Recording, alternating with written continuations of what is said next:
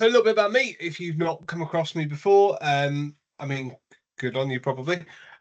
So I'm it's just like Alcoholics Anonymous. I was like, hi, I'm Simon. I've been a data protection practitioner for getting on for the better part of 10 years now. So I started in the NHS. I worked, run a PALS team, patient advice liaison service, which is kind of like frontline complaints in the NHS. And I thought, what kind of job would be even more reviled? And it's data protection. And so moved from that into care homes and then into life sciences, and now work as a consultant, do bits mainly around health tech, a little bit of fintech. And essentially my mission, as it were, is to help people navigate that regulatory space, particularly in health tech, where people are processing lots of health data very, very quickly, often at scale, and particularly for those who have come from the clinical or clerical side of things. Clerical in a health care setting, we're talking about basically the non-healthcare workers. So all the administrative staff, which is about maybe 30% of the NHS, that actually, or well, more than that, it's close to 50, that actually make things work. And so that's been at the beginning of the year. And I happened to mention something about WhatsApp, a little kind of Canva thing on WhatsApp, and so let's come and talk about WhatsApp. So we're going to talk about WhatsApp, but we're also going to talk about the thought process that kind of underline that as well. So I'm going to leap straight in. Every now and again, you may well get messages like this, say, hi, can we use WhatsApp? Other technologies are available, and you can probably just, every time I mention WhatsApp, replace it with any other product or service. And someone might go, hey, can we use this? Other times, the question might be less of a question, more of a statement. And there are a couple of bits in between there. So it varies from, hi, can we use that WhatsApp, to we're doing this, find a way to make it work. But that's a really boring question. So I thought we could come up with a more interesting question, like, how can we build a bridge? And you might be thinking, well, what kind of bridge? And what I was thinking was, well, how about a bridge across the Atlantic Ocean? I thought what we could do is build a bridge from the little village of Blacksod in Northern Ireland over to Newfoundland, the town of St. John's, not very far away from the small village of Dildo. I genuinely wasn't trying to find that village, but it was there, and it will be memorable in your mind. For the session, I realise this is being recorded. Also not very far away from what I thought was Placenta, but isn't Placenta. Married to a midwife. That's the way our mind works. Anyway, as you all know, this is a distance of 3,033 kilometres. So that is an interesting question. Can we build that bridge? But I think that's still too boring a question. There is a rationale on where this is going for anyone who may be wondering. So I thought, how can we make this more interesting? And I thought, well, can we build this bridge comprised of Jar Jar Binks from Star Wars Episode 1, The Phantom Menace? He is one of the, if you're not familiar with Jar Jar Binks, he is one of the most divisive characters in Star Wars, and you either love him or you hate him, mainly on the hate side of things. I was like, yes, we could. We could build a bridge with Jar Jar Binks. So, you know, if we took human DNA, we can wrap a single person's DNA from all of their cells around the world several times. So we could build a bridge based on Jar Jar Binks' biological material, shall we say. We can cut them up into little pieces and make a bridge, but it won't be a very useful bridge. You won't really be able to walk across it. So let's ask a different question. Can we build a bridge comprised of multiple clones of Jar Jar Binks? And if you're thinking this is really stretching at the credulity, I think we reached that quite a long time ago when we started building a bridge to a place near Dildo. And so let's do some mathematics. We know it's 3,033 kilometers, which we know is 3,033,000 meters. We know from Wikipedia, from the official canon of Star Wars, that Jar Jar Binks is 1.96 meters high.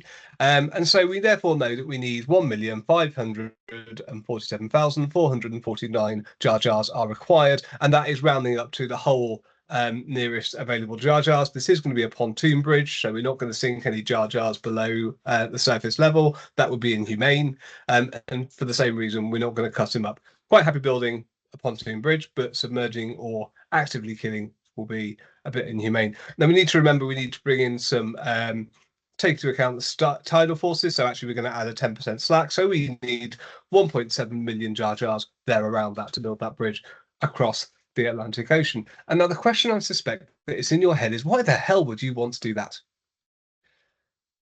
And that's where we want to get to, because when we get asked questions like, hey, can we use WhatsApp? Often the question we want to ask is, why the hell would we want to do that? And that's often the right question to ask. It's not always the best way to phrase it. And if you have better impulse control than I do, this is one of those points where that little filter in your brain between your head and your mouth is engaged, and we say, actually, this might not be the best question to ask, or even the best phrase to phrase it.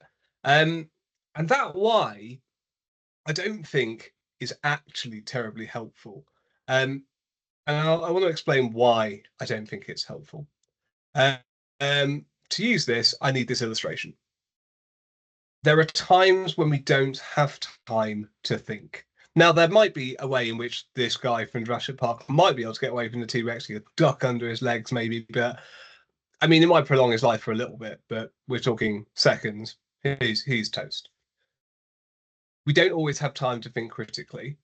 We don't always have time to find a solution to a problem. We don't always have time to think about that there is a problem. That guy knows that that T-Rex is a problem, but he doesn't really have the time to kind of map it out on a piece of paper or on a napkin and go, yeah, this is a problem. He's dead by that point. And sometimes this is actual. Sometimes it's perceived. A colleague or a team might feel a particular pressure to act, and they might think, we haven't got time to do this. And in some ways, you might be able to challenge that perception. You might not. And this creates a real problem for us working in data protection, because the concepts of purpose and means often necessitate that we think in a term of problem and solution. And that it can feel very odd when other people haven't thought about it in that way.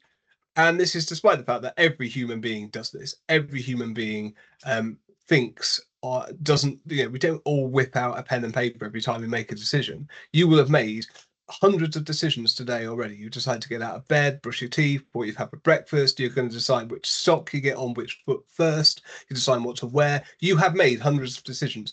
You haven't mapped out the problem and solution to each of those, because our lives would just be hell if we did.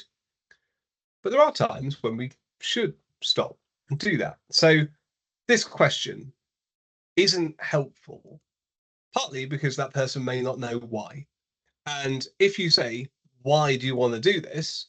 And they don't know, that's going to make them look like a complete tit. And what you then risk is them feeling foolish rather than building that relationship with them. And this is where there's, I'm going to use the word grace. And what I mean by grace is you do things that aren't fair in a positive way. So we will all have come across in our careers people who put themselves into situations, and we all will have done this as well, where we've screwed things up. We've maybe not done and thought through something that we should have done, and someone has thrown us a rope to climb ourselves out of the hole. And that's what I mean by operating with grace. We give people the opportunity. They might not deserve the chance at redemption, but we give them the chance to redeem themselves. We help walk through that. Because to do that might, if we make them feel a fool, that might make us feel better, but in the long term, it doesn't really help anybody. So it's in our gift to make people feel better about this and help them walk through it. Then we can start to kind of say, once we work through it, that's the point at which we can say, next time we do this, there's no point remonstrating with people before that point, because it's just going to make them feel rubbish. Make them feel good, then give them the positive. I find doing that kind of positive reinforcement works really well with children, dogs, and actually it works well with all humans, is that positive reinforcement. And so I think a better way to unpick and rework that thought process is to ask about problems and objectives. And those, so what problem do you want to solve? What do you want to achieve? It's the what before you get to the why. The why comes a little bit later down the track. So we saw earlier we had an objective. Our objective was to build a bridge across the Atlantic Ocean. But we didn't really know why we wanted to do it. And actually, because we didn't know any of those things, there wasn't really a problem to solve. It was just something that we wanted to do. And so when we get this question, rather than why, that leads us to two questions. What do you want to solve, and what do you want to achieve? And to illustrate how this works in practice, I'm going to draw on some experience from my time in care homes. So I used to work for an organisation called the Orders of Central Care Trust, has about 60 care homes and 10 extra care housing schemes, where basically the organisation provides the carers to come in and different care packages, but they don't own the building. That's from another company. And in care homes, you've got residents, and they are residents, they're not patients, that's where they live. And again, they will have a variety of care needs. They might be there for a couple of weeks respite care, but they might be there, that might be the place that they live until they die. And so one of the key objectives with care homes is to help people live full, healthy lives. It's about putting the years into life rather than the life into the years. Sorry, other way around, life into the years rather than the years into life. Um, and so I want to take you back to March 2020. And I put a little bit of balance. This is Boris Johnson actually looking like a statesman. I have also included a picture of Partygate full balance. But this is the declaration of the pandemic. This is the you must stay at home.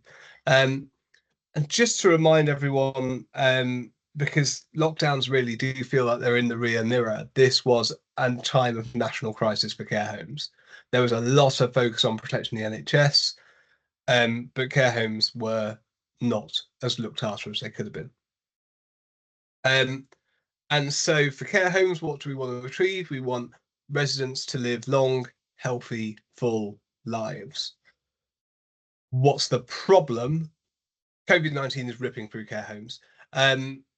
We had situations where care homes had individuals discharged from hospital without any knowledge of a COVID result. The COVID was pending, results pending, and they were like ignitions going into powder kegs.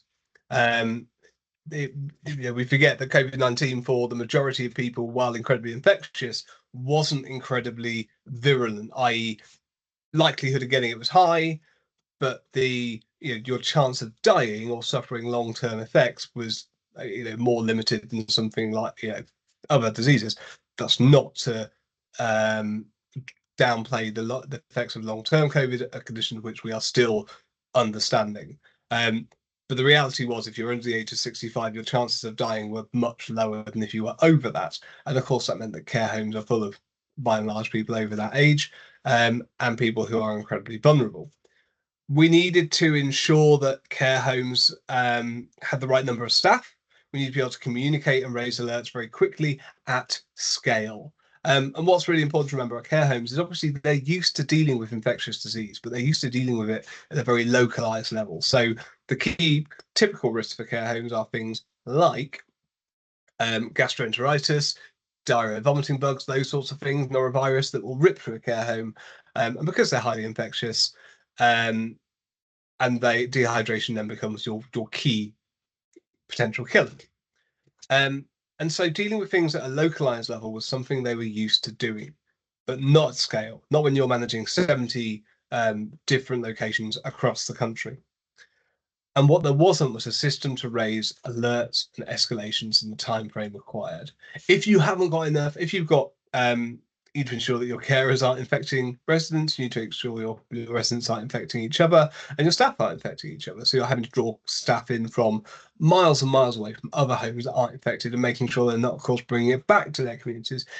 It gets very complex very quickly. The need to do that communication at scale was enormous. So that's the problem. And so the question was, Simon, can we use WhatsApp? And my question to them was, well, how do you want to do this? What do you want to achieve?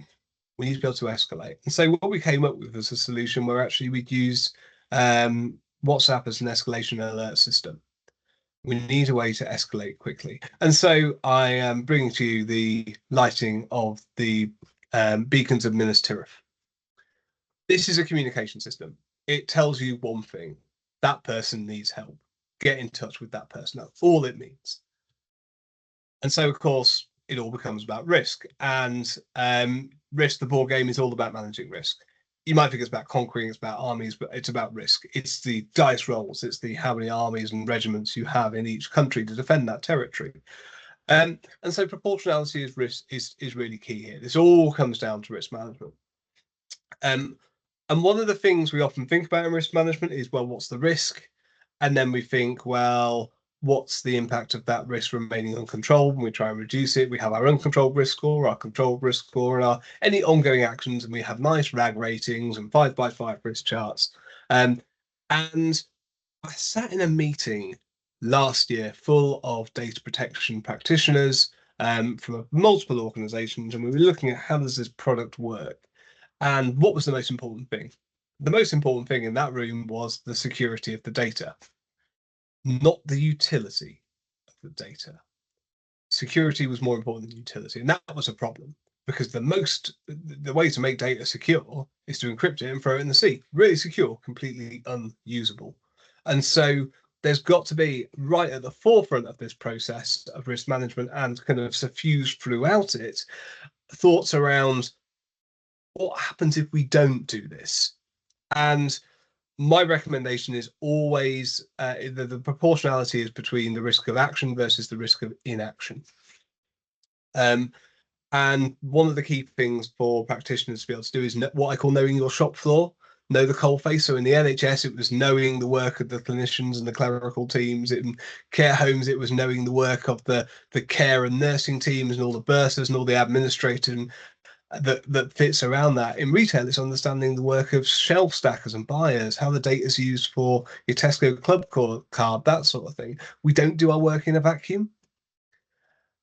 And so the question is, what happens if we don't do this? And in this context, it was really, really stark, is people will die. We're not always going to have that level of kind of starkness, but in this situation, it's really clear. If we can't do this communication, we are almost certainly going to have people going into homes with infections they don't have, and they're going to pass it on to residents, and those residents are almost likely to die. Quite a lot of the time I spent doing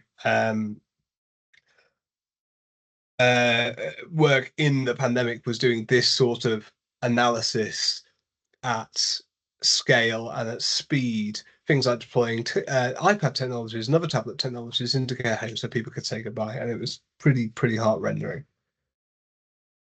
So how can we reduce those risks on the left? So I didn't talk about that. Sorry, the risks that well, what happens if we send information to the wrong person? What happens? Everybody I know has sent a WhatsApp message to the wrong person. How can we reduce that risk? How can we keep the record issue, keeping risk to a minimum? How can we ensure that, what happens if someone's phone gets nicked and they're not on BYOD? And actually, we had a really simple system. We just reduced the amount of personal data going into it. We didn't use any personal data other than the telephone numbers of the people who were being used. And we said, you know what, that's fine. It's just those individuals' personal telephone numbers, and that is mainly care home managers. So actually quite a small pool of people out there. 4,000 people that works for the organization. And we use code, RAG ratings. So it'd be like Seacom Core, green, Seacom Core, red, crap, we need to get on this quickly. And then that becomes an augmented system. It doesn't replace any of the systems we use. It's still using Teams for meetings, it's still using SharePoint for documentation. We've built our own reporting system to help manage the numbers. It's almost like a paging system. It gets people in the room, but it means that we can wake people up in the middle of the night to do that, and we had to. We use quick reference guides, which are, half a side of A4 or a side of A4, nothing more than that. It's very visual to make sure that people understood how to use that system. So when someone comes to ask you this question, can we use WhatsApp? And this works for, I'll come to your question at the end, Sam, if that's all right. If we if you get that, can we use this technology? What do you want to achieve? What do you want to get at? What problem do you want to solve? And then what data do you need to make this work? Can you make this work without that data? In which case, you don't need it. That's a necessity question, right? And then we can manage that risk. Can we reduce that risk? And then once we've done that, is that risk of action proportionate to the risk of inaction? And essentially what you want to be able to demonstrate is that your risk of doing something is lower than your risk of not doing something, or at the same. If your risk of doing something is greater, then you've got to work out whether you're happy with that. That's your risk appetite. And then review regularly. Now, in this instance, we were reviewing this, we reviewed it, I think, every day for the first 4 days.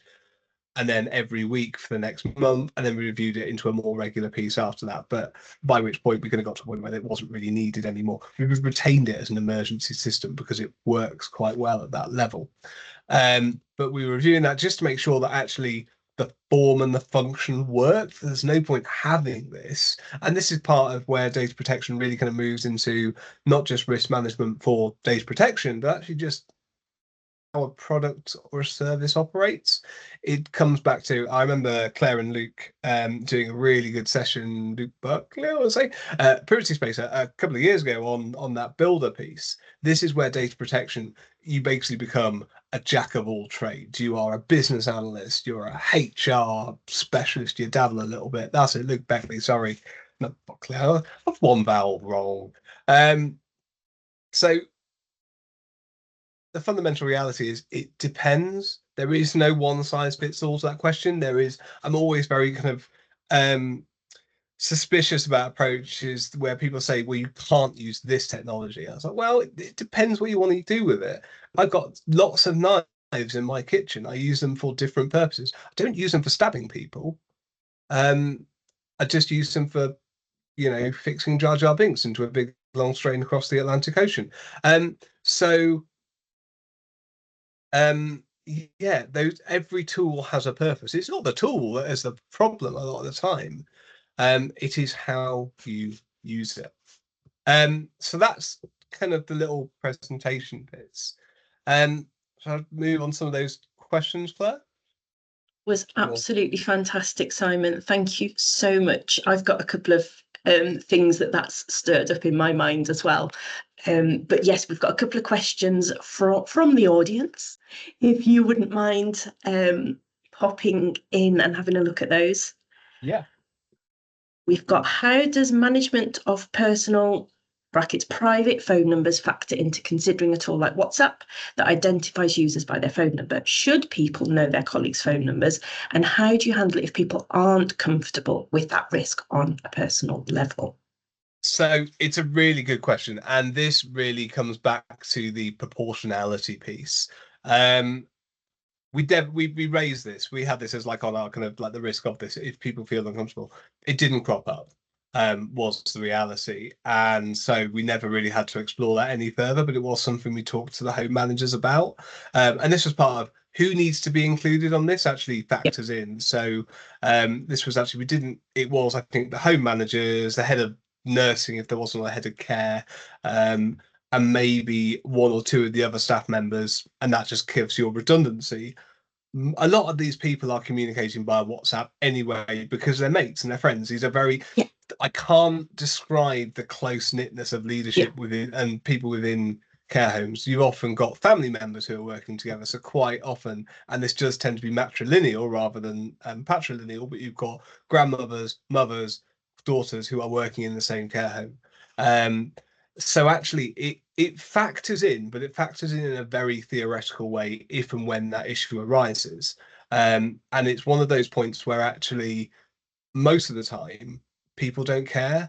And there's a real I was talking yesterday actually about this at Risk Digital, was there is often a cultural aspect to this. And we as data protection practitioners have our own culture, which is privacy is really important. That is outside, and this comes back to knowing your shop floor, know the culture of the organization you work with, and know the culture of the people. So, and that it's interesting. It does. Care homes are their own kind of little microclimates when it comes to that. I think if people hadn't been comfortable, then we would have found a way around that. We would have issued a SIM card. Lots of phones have got kind of dual SIMs. There's a way to do that. And that kind of goes into another question in the chat around, was it free or paid? This was free. This was this comes back to the proportionality point, was how urgent. Pandemic. How urgent. So, we could have waited around. We could have done this completely by the book and had everyone on BYOD and required that and enforced it. But that might have meant that with that alerting system was not sufficiently effective to have prevented adverse outcomes, which is a very nice way of saying people dying. Absolutely. It reminds me as well that a lot of these things during the pandemic and the lockdowns were escalated and done quicker, and kind of proved that they could be done and could be done quicker. Because when you were talking about, we introduced the quick reference guides and the codes, I just had flashbacks to when I worked in house and I would try and introduce any new policy or procedure, and it would go through my manager to her manager, and it would come back to me, and they both made amendments, and then I had to try and take both amendments on, and oh, it was an absolute nightmare. And thankfully, the urgency of COVID did cut through some of that, especially in healthcare, I think, from what I've seen. We have a hand up. Would you?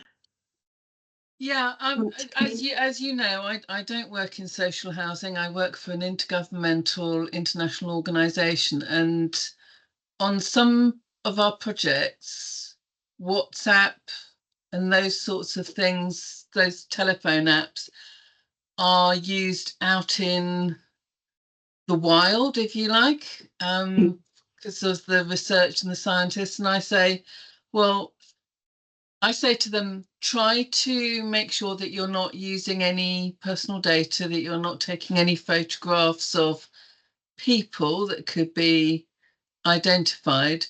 And the only other thing I say to them is, if it's got personal data, it could be subject to a data subject access request. But because they're in the likes of Africa, Asia and South America, GDPR doesn't apply to them, depending on where the scientists have come from.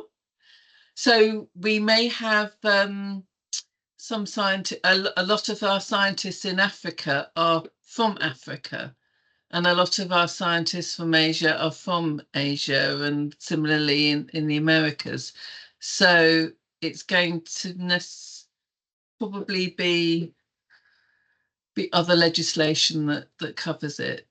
But we do allow it because sometimes the Wi-Fi signal just isn't good enough. It raises, I mean, there's really good question there. Well, question topic there, Susan, a whole area in itself. I mean, it gets really complex. I would always kind of question, particularly if those researchers are attached to, think about where they're attached to in terms of, does that researcher being part of, say, UCL or British University, if they're attached to it, if they're working on behalf of that, does that, keep them within the scope, the territorial scope of GDPR? I think the other way as well is that we'll look at what systems you've got which are alternatives. So WhatsApp is often the easy system because people have got it on the phones, it's easily accessible. But then have a look at what other systems are available that you can use. So, for example, if it's researchers who are utilizing their own hardware for doing that sort of thing, how are they then getting those images or information back? And that's great for things like Teams or Slack or whatever you're using, where actually you can allow those resources to be accessible on someone's phones with varying degrees of success and convenience. And that's a piece where you've got to do it. It's about balancing security, there's protection, usability, and convenience. Because if people will tend to, humans being human, go for the path of least resistance. So our job in terms of if we're going to enforce something, we need to make sure that that is reasonably usable as a solution, because otherwise it's harder to enforce and people will it's easier, more likely that people are going to try and circumvent that, I think. But yeah, it's the research one is also what I would be interested to, depending on the type of research they're doing. So if they're putting together an ethics application, you'd often have that with a data management plan. So if that's data they're collecting as part of that research, to say you're an archaeologist, that's my background, that's what I trained as an archaeologist, and I'm working in I don't know, Sudan or something like that, looking at kind of Kish and Upper Egypt. My data, I mean, admittedly, what I'm going to be studying instead, let's call it anthropology. That's easier because then we're in the scope of GDPR. Anthropology, archaeology with dead people, anthropology with the living. That's more or less the difference. And so you're collecting loads of personal data, you're doing interviews with some group of people wherever. what are you planning to do with that data? And that should be part of your research protocol. Particularly if you're doing life sciences stuff, I would expect to see that. But again, not sufficiently experienced in research that I wouldn't be surprised when people go off piste a little bit and follow their nose. Well, as I'm chair of the Ethics Review Board as well, so right. I absolutely make sure that personal data is completely separated out from the data sets. And we have in some places that are quite remote, we have forms on iPads that they can just fill in the forms, and then they take them to an office, and that's when it's all downloaded into a secure environment.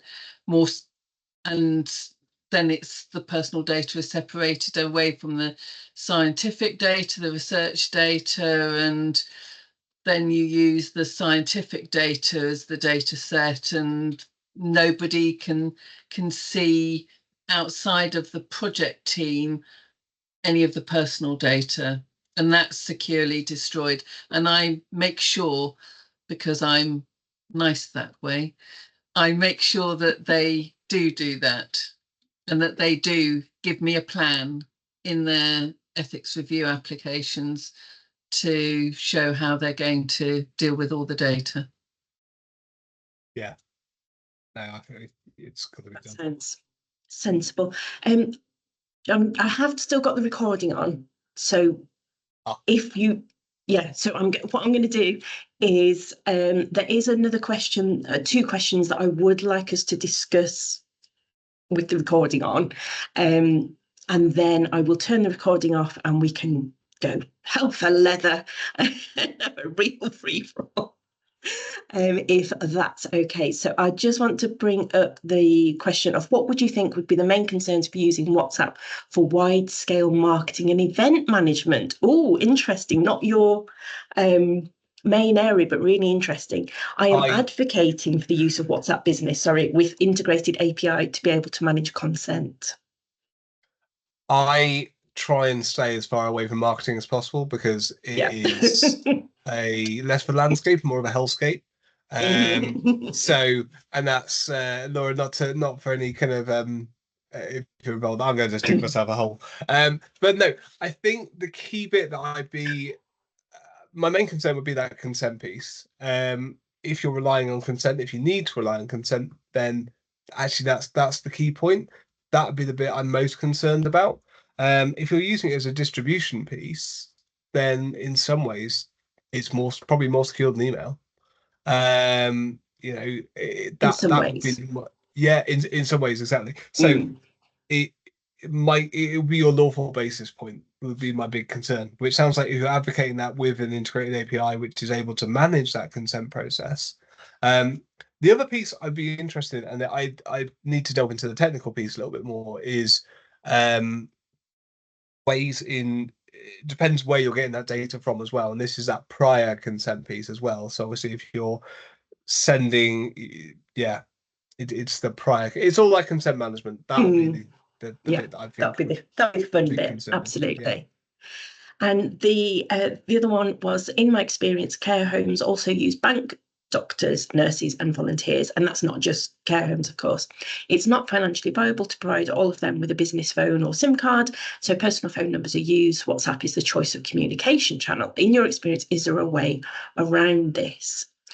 I have a thought on that, but I'd love to hear your thoughts first, Simon. So specifically in the situation that I talked about, this was looking at a leadership level. So this was very much, it's a hierarchical trickle down communication. So the up down, the higher levels of the organization, where should someone, if we supplied everyone with a SIM card, that would have been fine, because actually it's mainly for them to receive communications rather than necessarily send them out. The cost would have been relatively low. If you're doing that for the entire organization, that's a bit different kettle of fish. And so is there a way around it? There are probably other tools, but again, it depends on speed required. So in this situation, do you know what? If we needed to have found a way, we would have found a way. If in a situation like that, when you're dealing with is this required to save lives? Yeah, we'll foot the bill. But that is a short-term stopgap solution while you find something better, if that makes sense. Claire, what were your thoughts? So if we're talking about sort of now, the here and now, and we're not in the middle of the COVID panic, I think it comes back to just looking at what are you trying to achieve and why, and what are people comfortable with. So if you have got, especially volunteers, they're not going to have a work phone as well. How do you work with those people if it's a care home or any other sort of organisation? And it's not a black and white thing. It's not a definitely yes, it's fine, definitely no, it's wrong. It is going to be a very, it's about communication. It's about open and transparent communication, which isn't obviously a quick fix, but that is the benefit of not being in the middle of the lockdown panics, is that hopefully we can give this a little bit more time. If you have got an organisation going, we want to use WhatsApp now, and what I've put in the chat myself so that I didn't forget to say it was that I loved the way that the use of WhatsApp was like this paging system. It was like, hey, read your email. Yeah.